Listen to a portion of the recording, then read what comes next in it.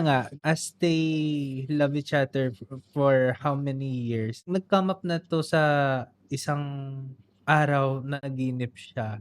Then yung calling daw talaga, like parang may nakikita daw siyang puting daanan na parang highway tapos Mm. anong tawag dun sa term na yun, punong-puno ng halaman. Masukal. Opo, tapos maliwanag. Parang may nagsasalita, "Anak, ito ang tamang daan." Talaga? Tapos sabi sa kanya, walang sinabing ibang kundi yun lang yung statement. Then ang dun, nag-come up siya sa idea na, ano bang mas pipiliin ko, si Lord ba or si partner? Siyempre po, tinakal niya po yun dun sa partner niya.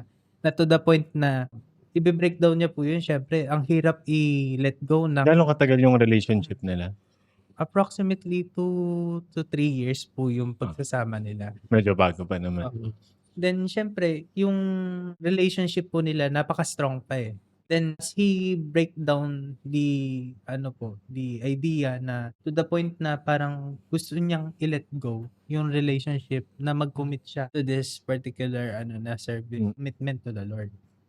Then to the point na sabi rin ni ate girl na, "Okey lang naman, naintindihan ko kung yan talaga yung sa'yo. I'll be happy for you na kung yan yung magiging goal mo and pangarap." Then kasi tinanong ko po siya, "Father, what if po umabot sa scenario na during the mass, Andun siya. andun po Nakita. si ate Oo, girl, nakita ko yun. but with another family, Mm. how can you manage na mag-proceed po sa Misa. misa Oo.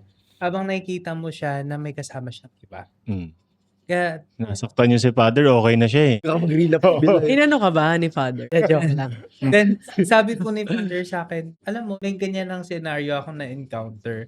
Then to the point na siyempre may mga idea na papasok sa isip mo na lungkot and everything na parang very ayun parang malungkot Nagsisisi, ka o oo. nagsisisi ka. Pero siyempre andiyan na siya, eh. Siya na yung kumatok sa heart ko, eh. And I'm happy din for her since in the first place, naging masaya rin naman din siya for then parang give and take na nga lang din yun na granted for both parties. Grabe 'no, happy ending kung gano'n. That's unlikely response. Opo. Especially nasa relasyon sila and sakristan din ba siya? Like sobra ba yung background niya sa church? Kaya kasi grabe yung understanding, eh, parang kung ako yung titingnan ko yung reaksyon niya parang there's something wrong. 'Di ba? That's not the expected reaction, magugulat ka kung ako yun siguro di-dismiss ko pa na parang, "Ano 'yan, nanaginip ka lang, iba ano na naman trip mo." Kaya siguro 'Di ba? nagpupuyat ako para hindi managinip. Baka biglang Pero happy for you. biglang mag-go.